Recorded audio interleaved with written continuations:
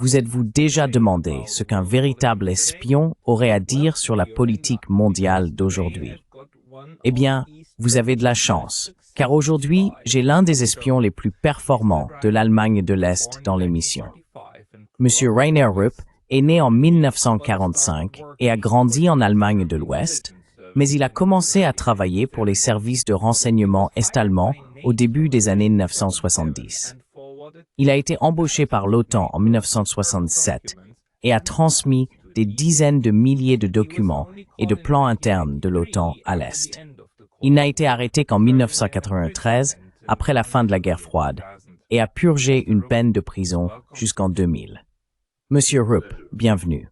C'est un plaisir. Je suis très heureux de m'entretenir avec vous, car je me demande vraiment d'abord ce qui a motivé ce passé qui est le vôtre. Quelle a été votre motivation pour travailler pour les Allemands de l'Est? Et qu'avez-vous appris au cours de ces 30 années pendant lesquelles vous avez dû œuvrer dans l'ombre, enfin 20 ans dans l'ombre? Et de préférence en une seule phrase. Non, n'hésitez pas à nous en dire autant que vous le souhaitez. J'ai toujours été quelqu'un qui met son argent là où il met sa parole. J'ai grandi dans un environnement où la guerre du Vietnam faisait rage. J'avais alors environ 14, 16 ou 17 ans. À cette époque, nos médias regorgeaient d'admiration pour les Américains et pour la théorie des dominos, et ainsi de suite.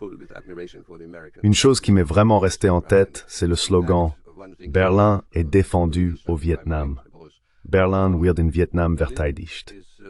Un peu plus tard, nous avons revu la même chose. La sécurité de l'Allemagne est défendue dans l'Hindu-Kuch, vous voyez.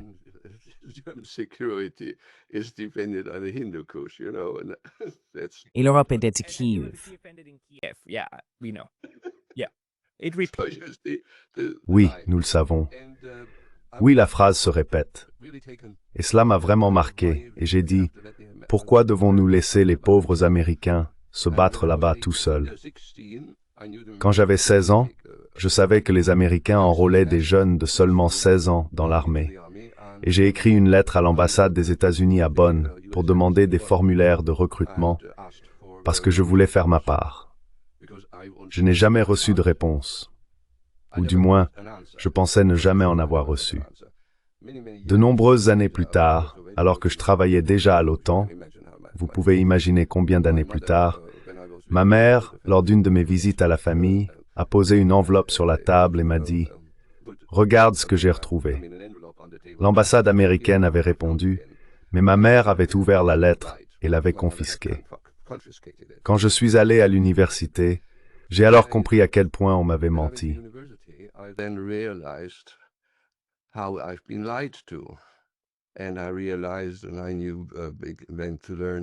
Et j'ai compris, et j'ai commencé à apprendre tous les crimes contre l'humanité que les Américains commettaient là-bas.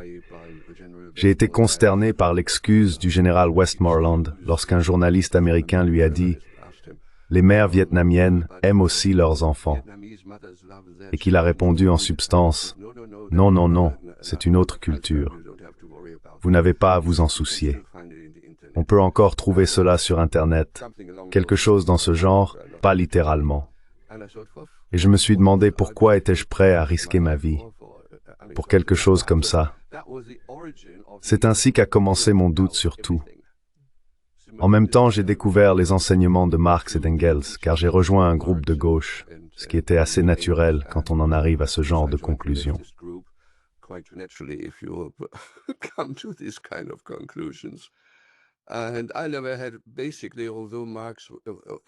Et je n'avais jamais eu, en fait, bien que Marx soit né et vécu à Trèves, où j'allais à l'école, au gymnase, on ne mentionnait jamais Marx, vraiment. Il n'existait tout simplement pas. Sans parler de ses enseignements, ou de ses, enfin, pas ses enseignements, mais ses écrits, ses travaux de recherche ou ses découvertes ou les outils qu'il nous offrait. Et donc j'ai pensé, dans bien des cas, plus je m'y plongeais, plus je me disais « Oh mon Dieu, c'est exactement ce que je pensais ». C'est simplement beaucoup mieux élaboré et présenté. Et ainsi, je me suis engagé dans cette voie. Et un jour, quand nous, il y eut une grande manifestation contre ce que nous appelions à l'époque la Notstandsgesetzgebung, la loi d'urgence qui donnait au gouvernement le pouvoir de gouverner par la force militaire en cas de troubles sociaux, car à cette époque, il y avait un mécontentement social assez considérable parmi les étudiants.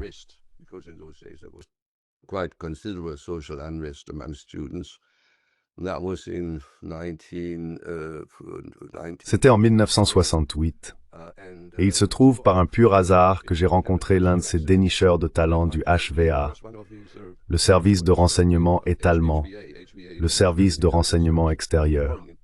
Nous avons fait connaissance. Rainer aurait pu être mon père, et il avait des idées totalement différentes de celles de la génération plus âgée que je connaissais. Nous jouions aux échecs 3 fois par semaine, et il tenait beaucoup à jouer avec moi, jusqu'à ce que je commence à le battre. Néanmoins, à la fin, il a commencé à parler de la RDA, pas seulement du socialisme théorique, car c'est ce que nous faisions tous, parler de ce que nous ferions et de ce qu'il faudrait faire.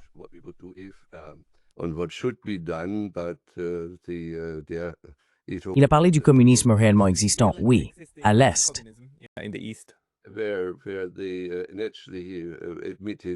Là, ils avaient d'abord reconnu que tout n'allait pas bien, mais qu'au moins ils avaient créé la base sur laquelle le socialisme et une véritable démocratie par le peuple, et non par la classe dirigeante, pouvaient se développer. Et c'est ainsi que je m'y suis intéressé, et qu'à la fin je suis allé avec lui de l'autre côté de la frontière, même avec mon propre passeport à l'époque. Mais ce fut la première et la dernière fois. J'y ai passé 1 semaine. J'avais demandé à pouvoir me déplacer librement, car je ne faisais pas confiance aux Allemands de l'Est. Après tout, être de gauche sans être est-allemand, eh bien, être pro-Allemagne de l'Est était assez naturel à cette époque. Et donc je voulais me promener seul. J'ai fait quelques excursions, me suis déplacé, suis allé à l'université Humboldt, et ainsi de suite.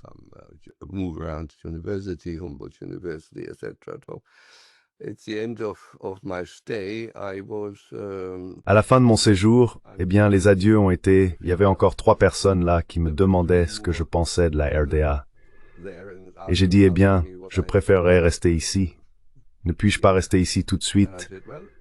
Aider à construire le socialisme ici? Je m'en souviens. Ils ont dit non, non, non, nous avons déjà assez de gens ici pour construire le socialisme.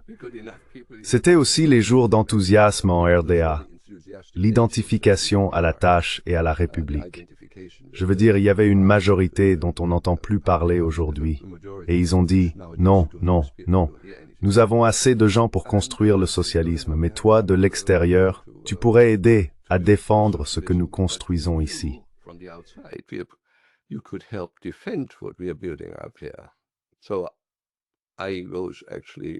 Alors je me suis vraiment demandé qu'est-ce que ça signifiait.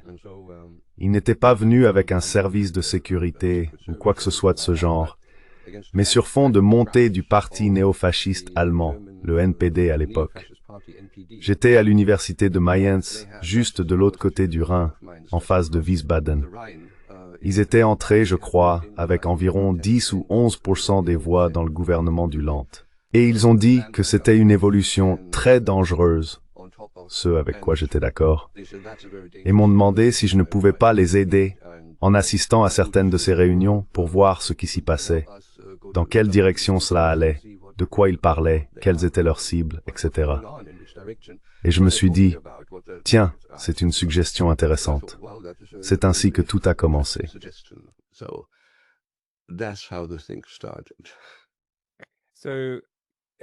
Donc, à partir de là, je veux dire, nous parlons de la fin des années 1960, vers 1967 ou 1968, je suppose.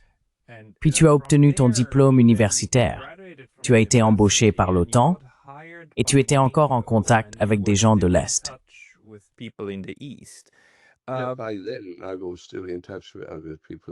À ce moment-là, j'étais encore en contact avec des gens de l'Est. En fait, j'ai obtenu une bourse de l'Université libre de Bruxelles, l'Université francophone libre de Bruxelles, pour 1 an que j'ai effectivement accepté. Cela s'est produit juste après ce qu'on appelait mes examens universitaires intermédiaires, les Nachminden, après que j'eus terminé tout le travail requis. L'étape suivante aurait été la préparation à l'examen final. Alors j'ai pensé qu'une année à Bruxelles serait une très bonne idée. Mes responsables étaient d'accord et je suis donc parti à Bruxelles.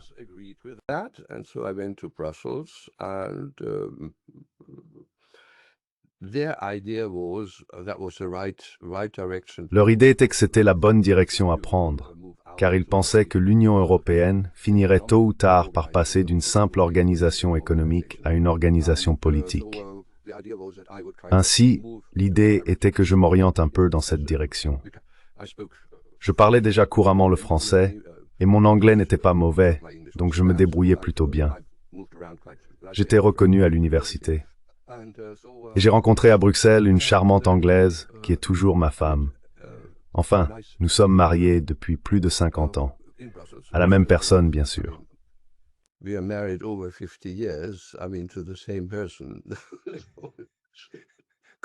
Félicitations. Ce n'est plus si évident, je veux dire. C'était vraiment, véritablement à travers les hauts et les bas. Néanmoins, il y a eu 2 ou 3 années pendant lesquelles j'ai aussi travaillé. Je suis retourné à Bonn, j'ai passé mon examen final et les résultats ont été très bons. À Bonn, à cette époque, nous n'avions pas de summa cum laude, mais je faisais partie des 5 premiers.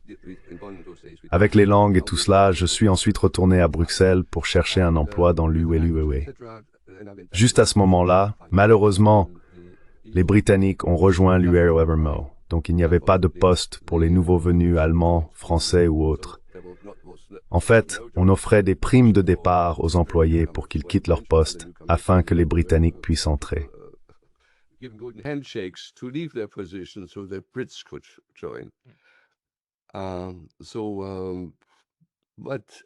Mais ces jours-là étaient différents d'aujourd'hui. On n'avait pas à se soucier de trouver un emploi, alors j'en ai assez vite obtenu un autre. Et comme il se trouve, je suis devenu, déjà à cette époque, les titres étaient assez exagérés, le directeur de la recherche industrielle dans une banque commerciale britannique. J'analysais les marchés des entreprises britanniques de taille moyenne et intermédiaire, jusqu'à environ 5000 employés, qui cherchaient à trouver des partenaires stratégiques dans ce que vous appelez le triangle d'or, la Belgique, l'Allemagne et les Pays-Bas, afin de s'étendre dans l'Union-Européenne, soit pour acheter, soit pour s'associer. D'accord, un poste d'analyste. Oui, en fait plus qu'un simple analyste, car je devais aussi me rendre dans les entreprises, parler aux personnes visées, aux PDG. Cela m'a apporté beaucoup d'expérience et une compréhension des véritables problèmes de l'industrie allemande, etc. Finalement, cela est devenu trop spécialisé, m'a trop éloigné, lorsque j'ai reçu une offre de l'ancien porte-parole du département des Affaires étrangères de la Commission européenne, le Dr Baer, pour le rejoindre comme son assistant principal dans le premier groupe de lobbying de l'UL. Il avait reçu une prime de départ. Je veux dire, il avait les plus beaux bureaux dans l'endroit le plus magnifique de Bruxelles, sur l'avenue Louise. Je n'ai jamais eu de meilleur bureau par la suite, même si j'ai occupé des postes plus importants. I never had a better office later on. I had more important jobs, but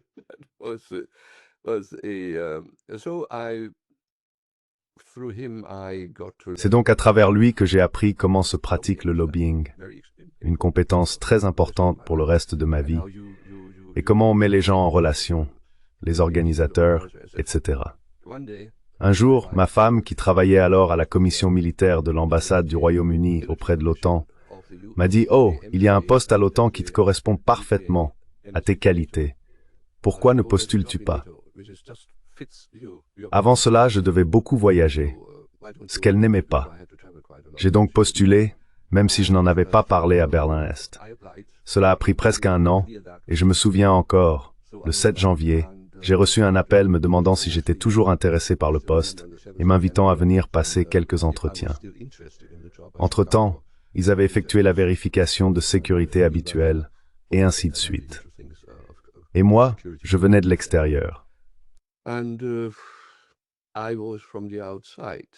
normally these jobs at NATO, which I learned later, Normalement, ces postes à l'OTAN, comme je l'ai appris plus tard, étaient occupés par des personnes issues des ministères, les ministères locaux ou nationaux, pour 3 ans ou 6 au maximum. Les postes externes dans le travail analytique n'existaient même pas. Mes collègues venaient pour la plupart des services de renseignement nationaux, les Britanniques du MI6, les Américains de la CIA, les Français du Bureau DG, et ainsi de suite. Il y avait un colonel français très sympathique, qui est devenu mon collègue. Il avait été à Dien Bien Phu, emprisonné par les Vietnamiens, puis échangé. Et puis il y avait un docteur italien qui était un fasciste pur et dur. He dyed-in-the-wool fascist. He admired the SS and the... Il admirait la SS, les divisions de chars de la SS, les divisions de Panzer et ce qu'elles avaient accompli, et il disait que c'est ce que nous devrions refaire. C'était un véritable mélange, mais il venait aussi du renseignement italien. Dans ce contexte, j'ai ensuite évolué, et je pense que ma vie antérieure, mon expérience précédente dans l'industrie, m'a beaucoup aidé. En réalité, je n'avais pas les bonnes relations, pas le bon réseau, mais le réseautage que j'ai appris au fil du processus de lobbying européen auprès des commissaires m'a beaucoup servi. J'ai accompli beaucoup de travail et je l'ai fait très rapidement parce que je n'étais pas un bureaucrate. J'avais une autre manière de faire les choses.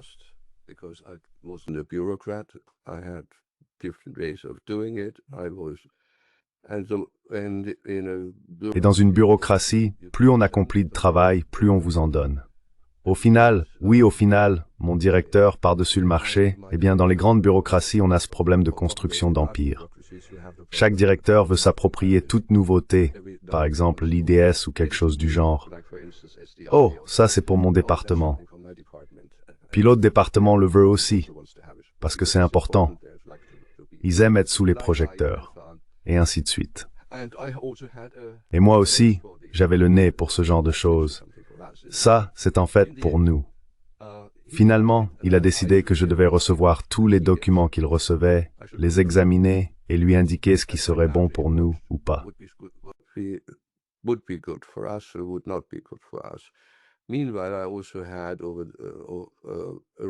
Pendant ce temps, j'avais aussi la réputation, dans les divisions de planification de la défense et d'armement, d'être quelqu'un de très utile avec les armes. Et les types Kerdenker sont précieux lorsqu'il s'agit de participer à de nouveaux développements ou à de nouveaux projets, alors on m'a demandé de rejoindre l'équipe.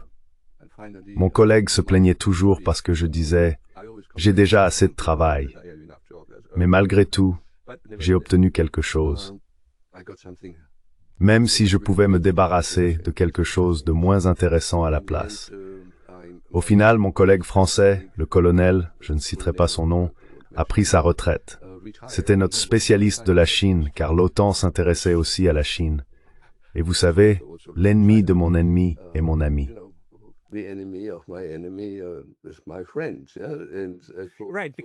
Oui, parce que la Chine était une ennemie de la Russie, de l'Union soviétique à l'époque, n'est-ce pas?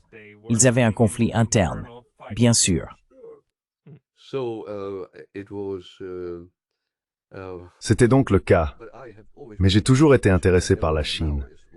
Je n'ai jamais été maoïste, ni rien de ce genre, mais j'étais fasciné par la culture chinoise dès mon enfance.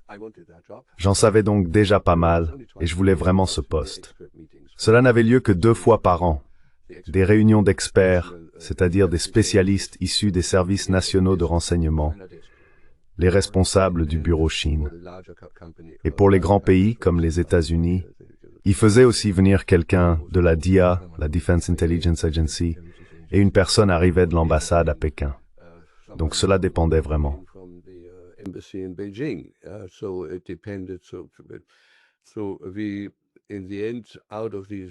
Ainsi, au final, à l'issue de ces réunions, le secrétariat, dont j'étais le président, a rédigé un document commun sur lequel nous pouvions tous nous accorder. Il a ensuite été transmis à tous les États membres, et chaque État membre savait qu'il s'agissait de la position de l'OTAN. En somme, c'était un document d'orientation sur ce qu'il fallait faire et sur ce qu'il fallait apprendre concernant les évolutions en Chine.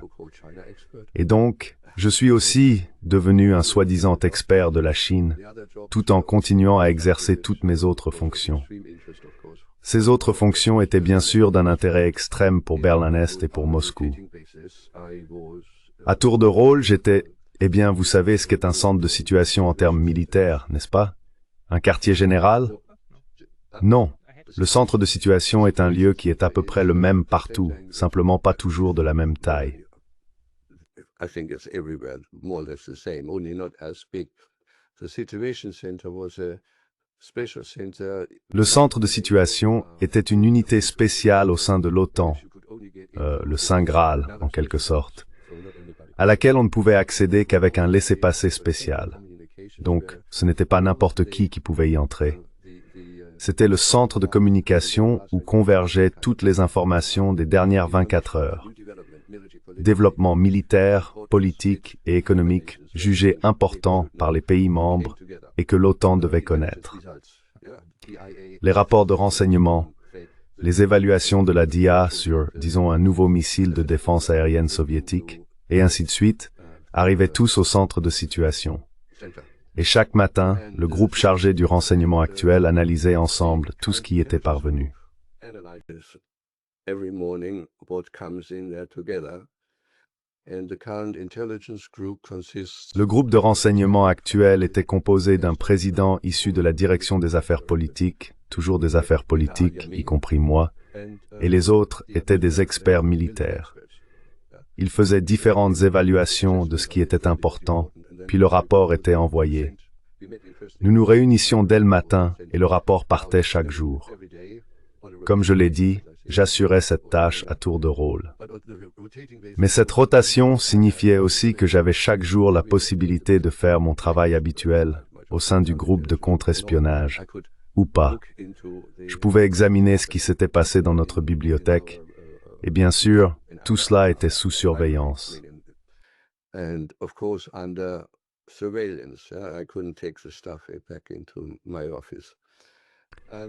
Je ne pouvais pas ramener ces documents dans mon bureau, mais c'était quelque chose de très important, surtout en période de crise, car j'aurais alors été un élément central de toute situation de crise. En temps de paix ou en dehors des situations de crise, cela se faisait normalement à tour de rôle une fois par jour.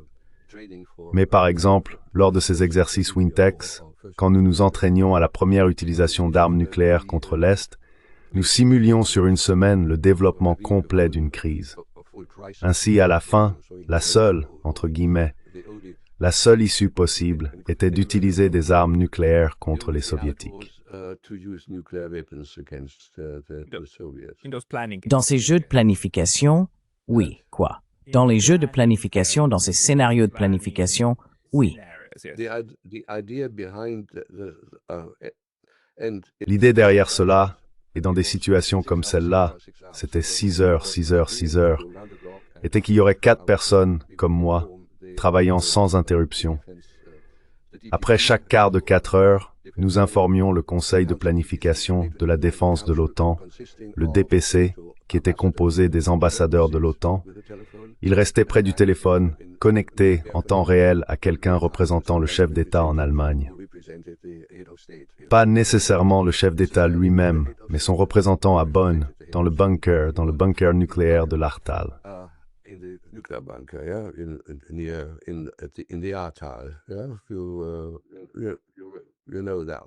Tu vois de quoi je parle, hein? Je ne les connais pas, mais je suppose qu'il y a des bunkers nucléaires pour tous ces chefs d'État qui ensuite... Ouais.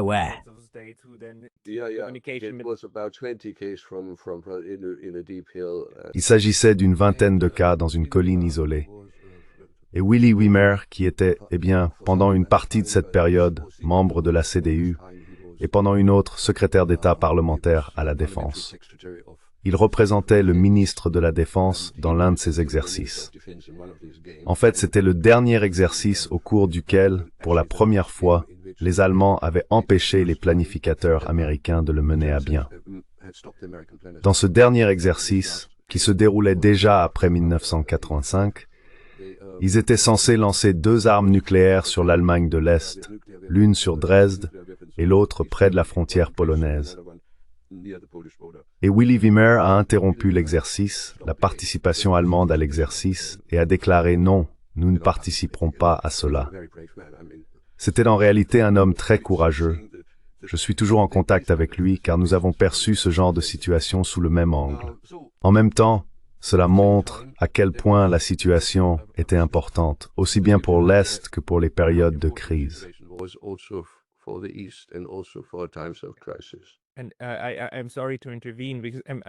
Je suis désolé d'interrompre, car cela m'intéresse vraiment. Mais juste pour rassembler les choses, j'aimerais dire d'accord. Donc vous étiez au cœur de tout cela, au centre de la planification de crise opérationnelle et du renseignement de l'OTAN. Et vous avez transmis tout cela à l'Est. Tout est parti là-bas, autant que possible, je suppose. Que pensez-vous que cela a provoqué, cet échange d'informations, le fait de s'assurer que l'Est, et donc aussi l'Union soviétique, savait ce que faisait l'OTAN? Était-ce une partie importante du maintien d'une certaine stabilité dans l'ensemble de la structure?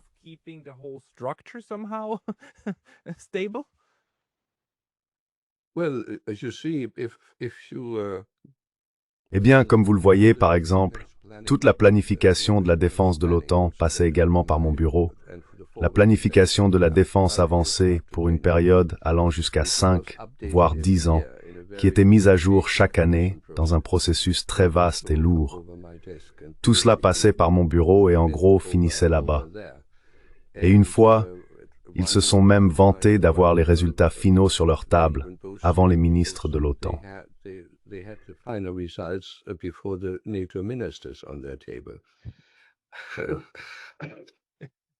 Tu étais décidément rapide.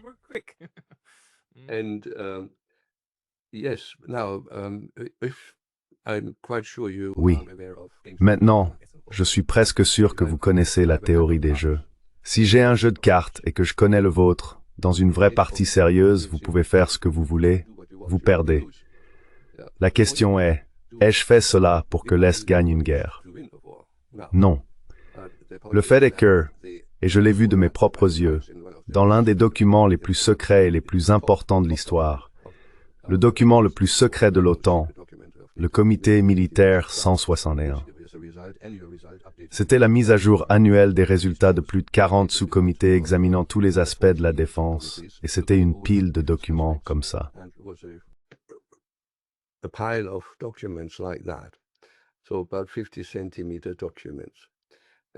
Donc environ 50 cm de documents. Et le document du dessus, qui était la stratégie, disait très clairement « L'Union soviétique ne veut pas de guerre avec l'OTAN. Leur stratégie consiste à faire en sorte que si une guerre éclate, tout soit mis en œuvre pour qu'elle ne se déroule pas sur le territoire socialiste, mais qu'elle soit portée sur le territoire de l'agresseur. » Or l'OTAN, en particulier les généraux américains, disaient toujours, lorsque la discussion portait sur les intentions et les capacités, « Nous nous moquons des intentions. Ils ont la capacité, donc nous devons agir. »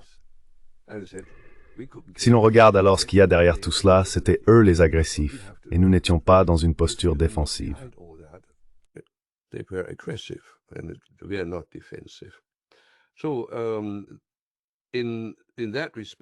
Donc à cet égard, pas d'une certaine manière, même le tribunal, parce que toute la documentation, y compris celle de l'autre partie, était en réalité disponible pour le tribunal et pour leurs experts.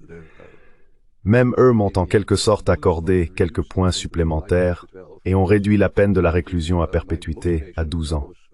Parce que ma motivation n'était pas financière. Il n'y avait aucune motivation d'ordre monétaire. Ma motivation était d'aider à éviter des malentendus susceptibles de déboucher sur une guerre et en fait de prévenir la guerre. Cela m'a donc aidé, au lieu de 15 ans, j'ai été condamné à 12 ans.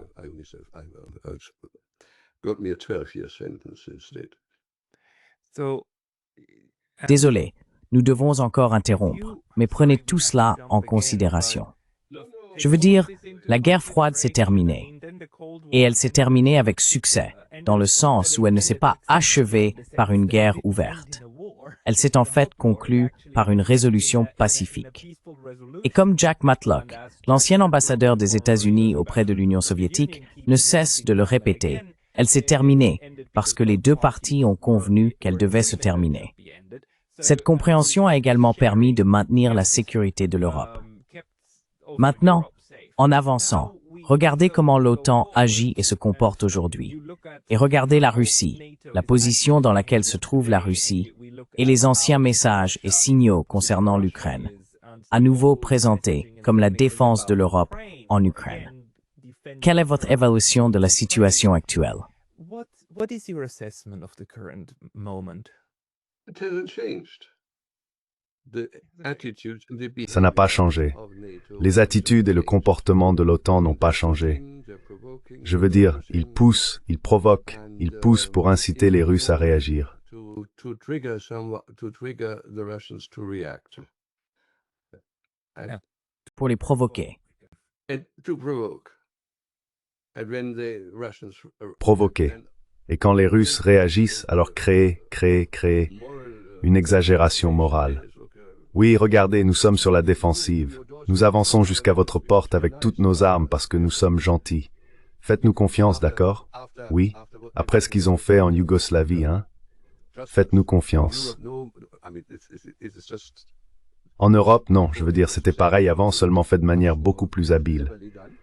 La confiance générale envers l'Occident et l'OTAN était bien plus profonde, bien plus solidement ancrée qu'elle ne l'est aujourd'hui. Et aujourd'hui, je rencontre de plus en plus de gens qui, il n'y a pas si longtemps, disaient « Eh bien, je me suis toujours demandé, mais en voyant ce qui se passe maintenant, je comprends ce que vous avez fait. » Dans mon entourage personnel, oui. Et je ne fais rien à ce sujet, je ne vais pas dire partout « Regardez, faites-moi confiance. » Mais toute personne avec un petit bon sens voit ce qui se passe. But anyone with a bit of common sense sees what is happening. Peut-on donc dire que bien que la fin de la guerre froide ait été préjudiciable au développement de l'Est, politiquement, naturellement, elle n'a pas modifié les institutions de l'Ouest? Ainsi, l'OTAN pour laquelle vous avez travaillé dans les années 1970, 1980 et 1990 est toujours la même bête, avec le même état d'esprit.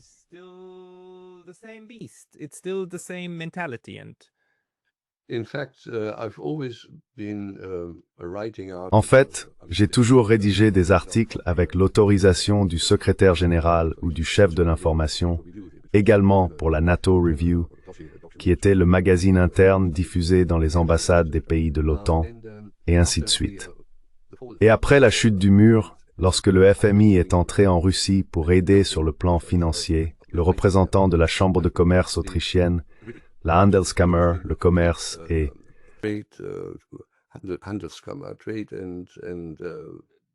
La chambre Gotha.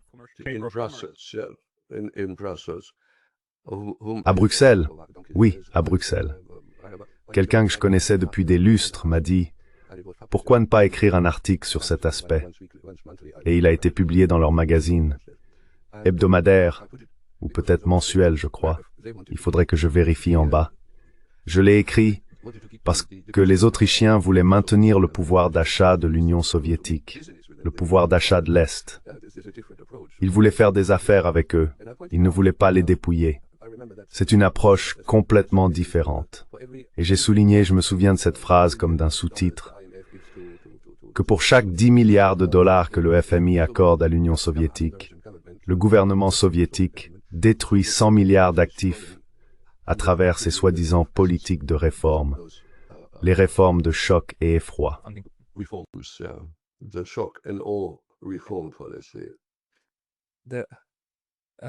Jeffrey Sachs ne se lasse jamais de nous rappeler que dans les années 90, je veux dire, mais son approche consistait à dire qu'il fallait soutenir le rouble et s'assurer que l'économie ne s'effondre pas. Mais il n'a reçu aucun soutien de Washington pour cela. Absolument aucun. Ils veulent que vous fassiez, eh bien les Britanniques, depuis l'époque coloniale, ont toujours ce dicton, frappez-les quand ils sont à terre.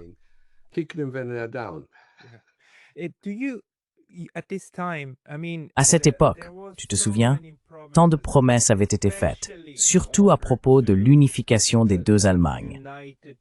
Et l'unification, Eh bien, ce n'était pas vraiment une unification.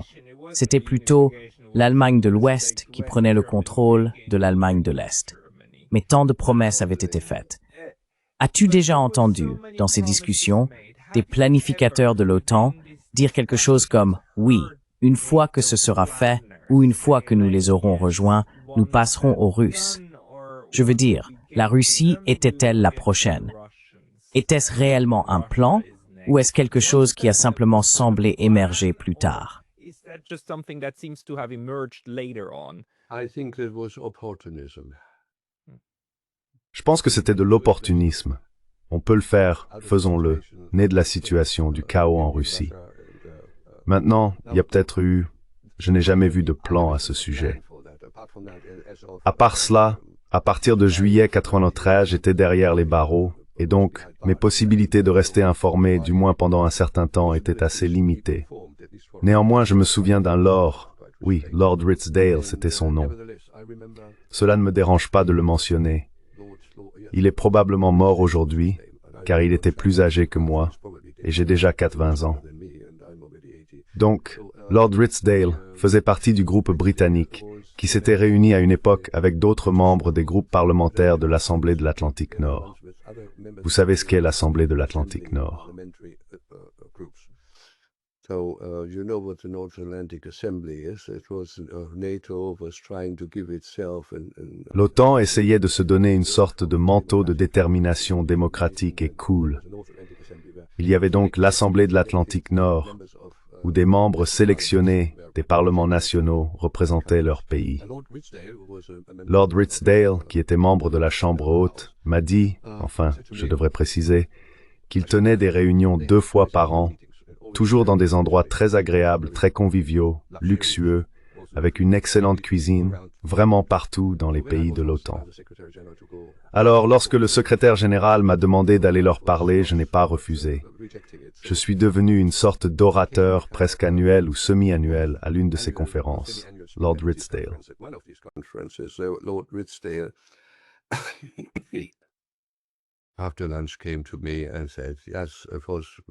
Après le déjeuner, il est venu me voir et m'a dit « Oui, bien sûr, nous avons parlé de l'Union soviétique. » Mais, il a ajouté, à propos de la Russie, Monsieur Rupp, oui, la Russie. La Russie a tout ce dont nous avons besoin, mais on ne nous permet pas de le prendre. Un jour viendra où nous y mettrons la main. Et j'ai pensé, oh vieux crétin, pardon pour l'expression. Mais cette phrase, je m'en suis souvent souvenu en prison, assis dans ma cellule. Ils ont effectivement réussi à le faire, heureusement, seulement pour un temps limité. Mais ils n'y ont toujours pas renoncé. Vous savez, tous ces efforts autour de la décolonisation de la Russie.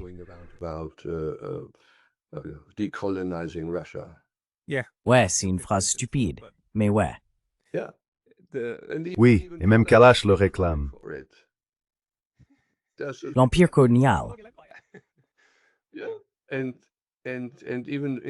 Et même en Allemagne, à Berlin, en l'an 23, il y a eu une grande réunion.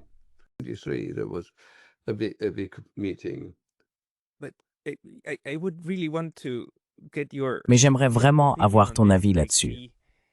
Le théâtre politique, le drame que nous voyons sur les écrans de télévision, la propagande, à mon sens, n'a fait qu'empirer. Je veux dire, c'est devenu beaucoup plus fort et beaucoup plus théâtral, au point que ces acteurs sur scène ne cessent de bavarder sur la démocratie, tout en la démolissant, entraînant évidemment la société vers le bas, mais en criant et en hurlant encore plus fort à ce sujet. Et en même temps, ils construisent l'épouvantail russe, dont à toutes fins utiles, nous comprenons désormais, même ceux qui n'étaient pas sur cette ligne au départ, qu'il y a plus dans cette histoire que le simple impérialisme maléfique. Cela ne s'est-il pas intensifié? Je veux dire, n'est-ce pas un phénomène nouveau que la mise en scène soit si dramatique alors que le fond devient si simpliste? N'y avait-il pas, pendant la guerre froide, une plus grande cohérence entre le discours adressé à leur propre population et les actions de ces institutions?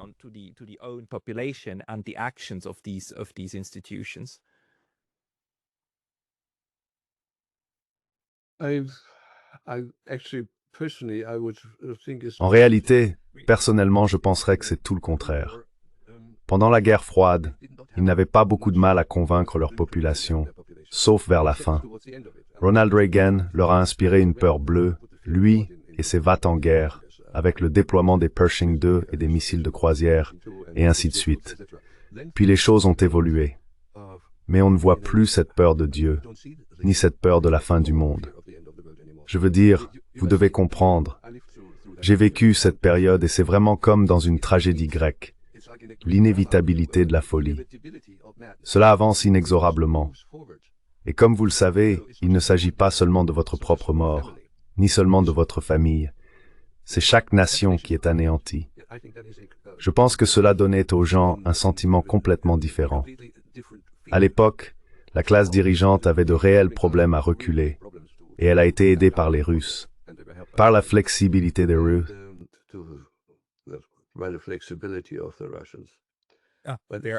Ils tiennent compte de 8 années de guerre par procuration dans le Donbass, et ainsi de suite. Oui. Et de nos jours, comme vous le voyez, je ne suis en fait pas d'accord avec Karaganov sur beaucoup d'autres positions, même s'il en a de bonnes, mais il existe de fortes divergences quand on entre dans les détails. Pourtant, je suis d'accord avec lui sur un point. Les élites occidentales essayent d'inculquer à la population l'idée qu'il n'y a pas lieu de craindre une guerre nucléaire, que les Russes ne font que bluffer. Mais vous connaissez la théorie des probabilités. Si vous avez une machine dans laquelle un des engrenages est légèrement déréglé, disons une probabilité d'1 sur 1000, tôt ou tard, elle finira par se casser, n'est-ce pas? Oui, c'est exactement cela.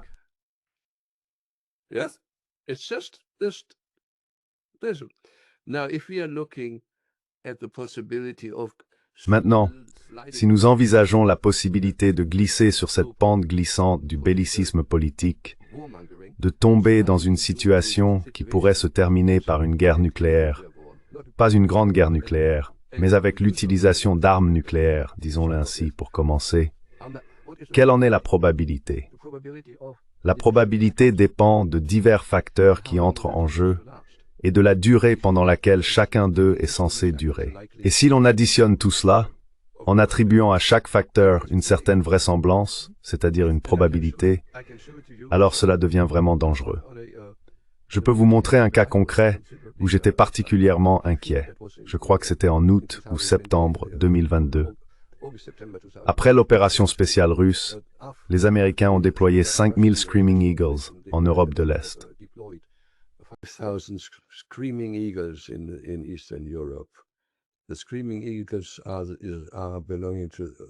Les Screaming Eagles, c'est leur nom, je veux dire, c'est une unité aéroportée très célèbre, la 101e division aéroportée. Il y en avait 4000 en Roumanie et 1000 en Pologne. C'était au printemps, et lorsque l'automne est arrivé, le général commandant s'est présenté devant la presse américaine et a déclaré « Nous sommes déjà en position, nous sommes prêts à partir. Nous pouvons marcher demain ou ce soir, à tout moment, à travers la frontière vers l'Ukraine. » Maintenant, que se serait-il passé si un fou avait donné cet ordre? Ils auraient été attaqués par les Russes. Les Russes n'attendaient que cela. Et ces 4000 Screaming Eagles, des troupes aéroportées, n'ont pas d'armes lourdes, ni rien de ce genre.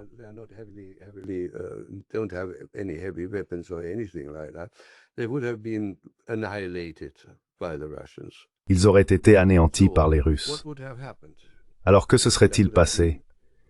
Il y aurait eu un tollé au Congrès américain, dans les médias. Il faut faire quelque chose, il faut faire quelque chose, il faut punir les Russes. Mais comment punir les Russes? Vous n'avez plus les moyens de les punir. Plus de sanctions, encore ceci, encore cela. Pensez au temps qu'il a fallu pour préparer la guerre contre l'Irak. Pour les Américains, c'est une puissance de second ordre, qui s'épuise mois après mois. Et maintenant, encore une fois, il faut faire quelque chose. On ne peut pas laisser les Russes s'en tirer comme ça. Il faut les punir.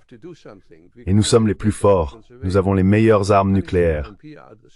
Alors lançons une petite bombe nucléaire.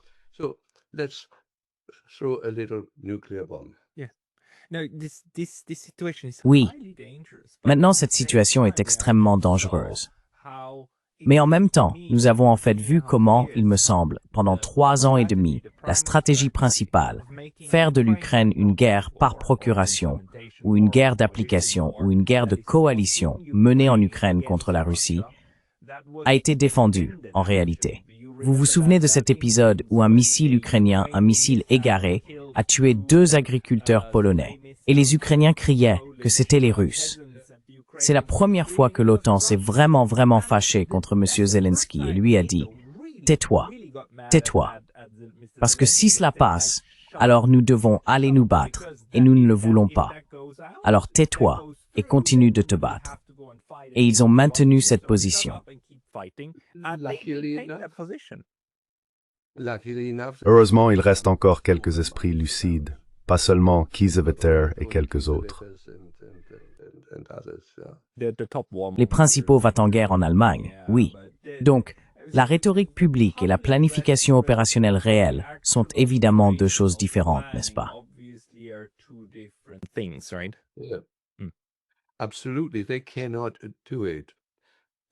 Absolument. Ils ne peuvent pas le faire. Ils pensent, enfin je veux dire, si l'on étudie ce qui se passe en Ukraine, la manière dont j'ai regardé une vidéo détaillée sur l'une des dernières attaques russes, et c'était une symphonie, je parle comme en musique, une symphonie de l'utilisation de divers systèmes d'armes et de groupes, etc., tous coordonnés pour atteindre un résultat. Je veux dire, cela fonctionnait avec la précision d'une horloge. Celui-ci commence, celui-là termine, les résultats sont vérifiés, le système d'armes suivant entre en action, et ainsi de suite. Et les autres ne savent même pas ce que cela signifie. Les Ukrainiens certainement pas, mais l'Occident non plus. Les 8100 sacs mortuaires que la Bundeswehr a commandés, mais qui n'ont pas encore été livrés, seraient épuisés en 1 semaine.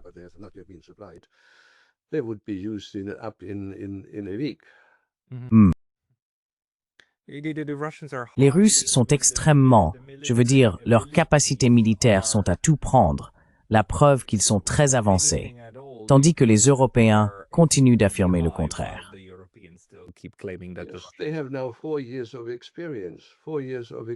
Ils ont maintenant 4 ans d'expérience. 4 ans d'expérience. Mais la question est, marcherait-il sur l'Europe? C'est ridicule. L'Union européenne, encore une fois avec ses intentions, souhaiterait-il hériter de nos problèmes européens, de nos problèmes allemands, ou voudrait-il la technologie allemande? Non. Je veux dire, même dans notre branche technologique allemande la plus célèbre, l'industrie de la construction de machines, nous sommes désormais pour la plupart derrière les Chinois. Il y a environ 1 an, un rapport annuel de l'Association des constructeurs de machines indiquait que parmi les, je crois, 25 ou 27 branches qu'ils possèdent, dans la majorité de ces branches, les Chinois sont déjà devant nous, devant les Allemands, et en qualité égale, sinon meilleure, et à moindre coût.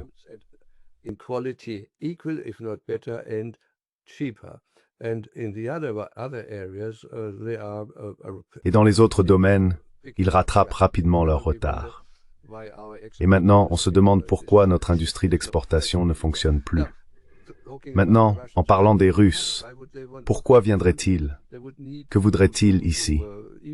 Ils devraient aller encore plus à l'ouest de l'Ukraine. Il leur faudrait encore un demi-million d'hommes sous les armes, rien que pour les contrôler, face aux nazis de Bandera et à leur culte de la mort, qui hésitent même pas à recourir à des attaques suicides. Donc c'est un... Enfin...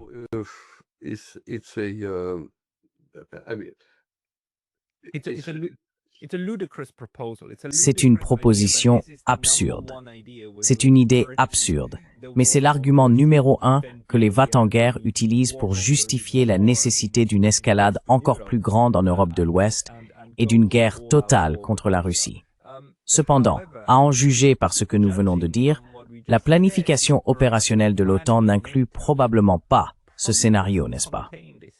C'est donc une montée de l'hystérie guerrière. Tandis que la planification opérationnelle réelle reconnaît probablement l'infériorité de l'OTAN face à la machine de guerre russe. Bien sûr.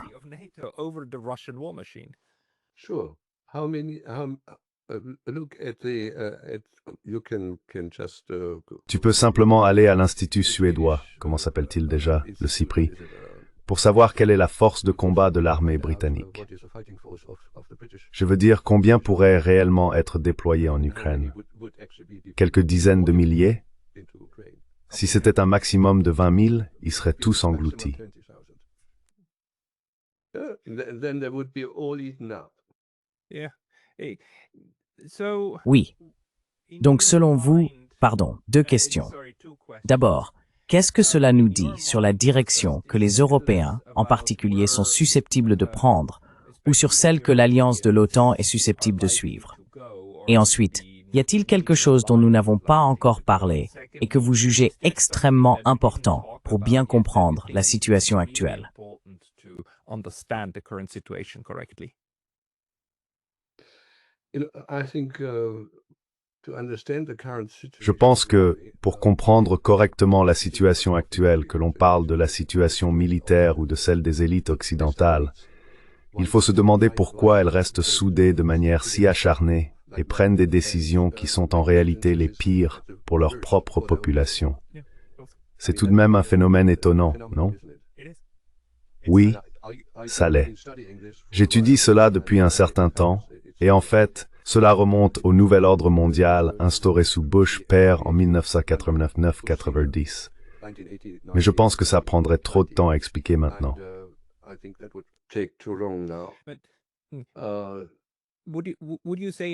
Diriez-vous qu'il est juste de dire que ces élites ont transcendé la nation, qu'elles sont plus loyales les unes envers les autres, envers le réseau et envers le centre à Washington qu'envers leur propre pays?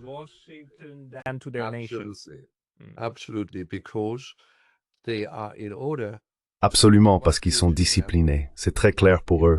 Si je suis dehors, je suis dehors.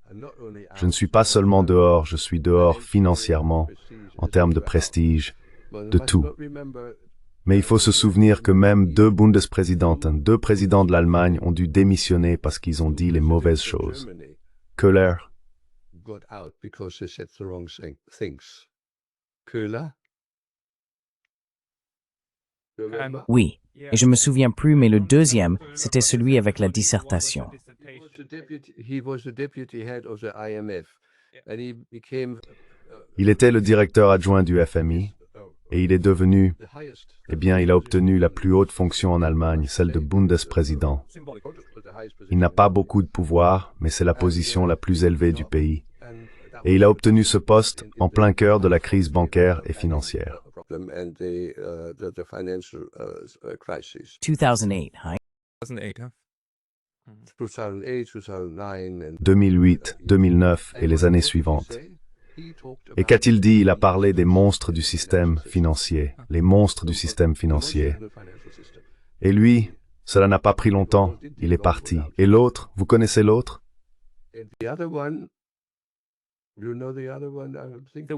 Celui avec la thèse, n'est-ce pas? Il a été attaqué à cause de sa thèse, mais plus tard, il a été blanchi. Non, non, il avait une femme blonde. Je me souviens plus. Oui, mais... Et en fait, c'était la situation où le Bundestag, le Parlement allemand, a décidé d'un plan de sauvetage de 100 milliards, comme ça, du jour au lendemain, un plan de sauvetage de 100 milliards pour certaines banques allemandes. D'accord. Et il voulait pas le signer, tu te souviens? Il a refusé de le promulguer. Oui. Et puis soudain, ils ont trouvé quelque chose de compromettant sur lui. Et peu après, il était dehors. Oui, il a démissionné. Quelqu'un d'autre, n'est-ce pas?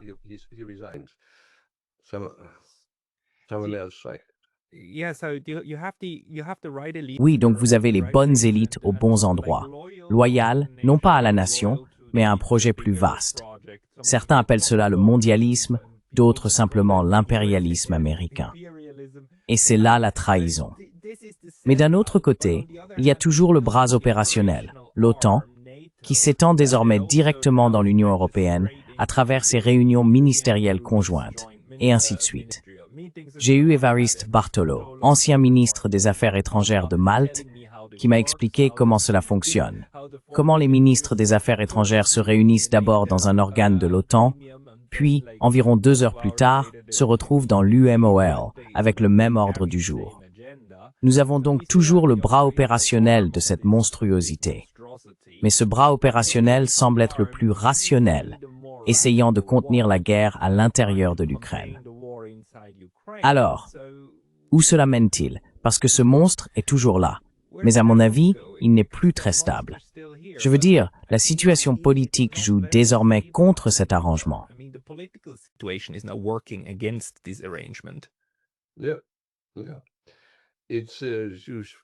Oui, on trouve de plus en plus de gens qui ont du mal à croire au récit, le récit de l'Eurovision. Et j'ai écouté lundi dernier l'émission Controverse sur Deutschlandfunk. Tu devrais l'écouter, je t'ai envoyé le lien. C'est vraiment un milieu intellectuel souterrain. C'est incroyable. Et l'Ukraine gagne toujours. Tandis que les Russes, littéralement, les Russes auraient soi-disant pour priorité de tuer des civils en Ukraine.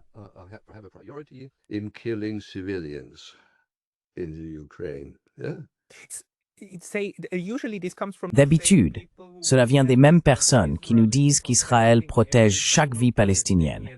Les mêmes personnes qui disent généralement cela. Je t'enverrai le lien. Écoute simplement l'introduction de l'émission, s'il te plaît. Et si tu as un peu de temps en plus, c'est important.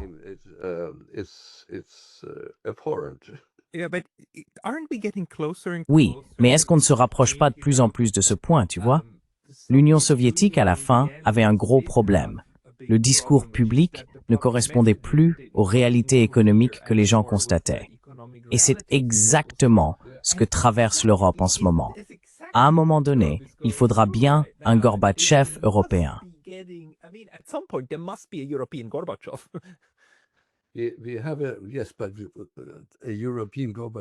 Oui, mais un Gorbatchev européen, ça ne fonctionne pas.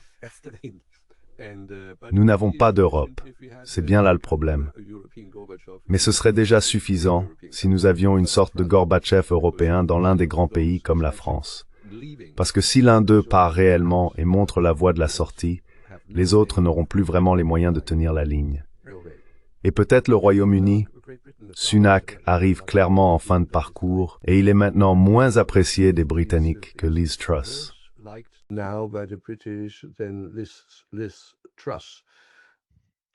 Ce qui est une très grande réussite. Oui. C'est tout un exploit à cette époque. Mais si l'un d'eux parvient à s'en échapper, il n'a pas besoin d'être parfait, juste quelqu'un qui sort de la folie. Le reste s'effondrera. J'en suis absolument certain.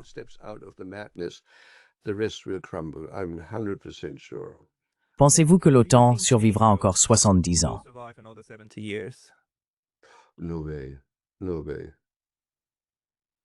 Pas question. Pas question. D'accord. Pas question, parce que tu peux le voir. Pendant ce temps, je veux dire, sous Trump, les élites américaines sont passées de l'utilisation de leurs vassaux comme terrain de jeu pour leurs grandes entreprises à les traiter comme des pays à exploiter.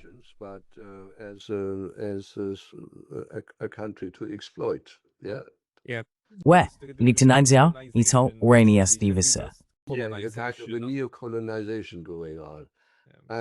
Oui, c'est en fait une nouvelle forme de colonisation qui est en cours. Et oui, il y en a trop.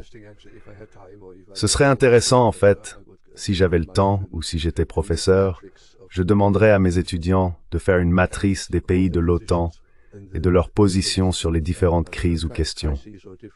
Et on le verrait ainsi.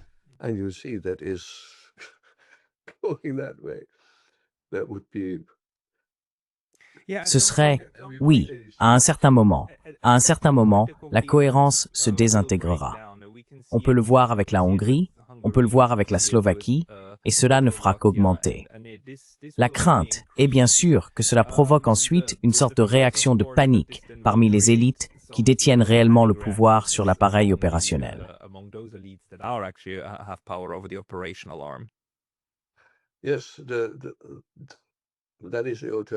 Oui, c'est l'alternative que nous avons, et je ne l'exclurai pas.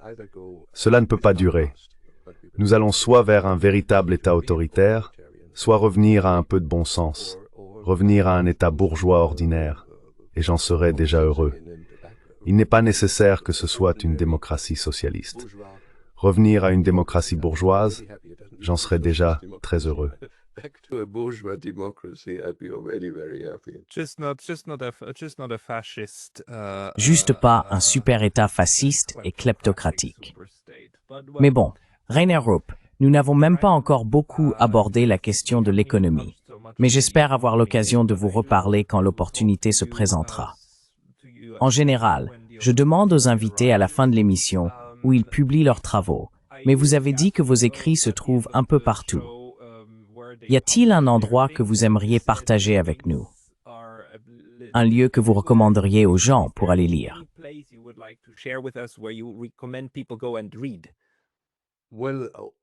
Eh bien, tous mes articles, il doit y en avoir des centaines au fil des ans, se trouvent sur mon site web, reineruppkundschafter.com.